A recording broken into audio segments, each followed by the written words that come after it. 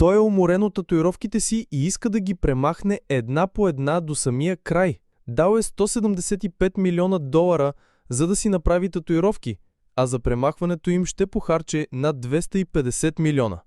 Но не го интересува. Важното е кожата му отново да стане здрава и нормална. Кой е той и защо иска да премахне всичките си татуировки? Ще ти обясня всичко.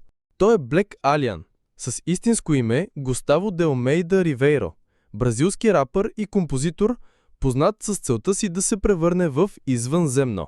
Но в момента той иска да заличи всичко и да се присъедини към отбора от Шампионската лига.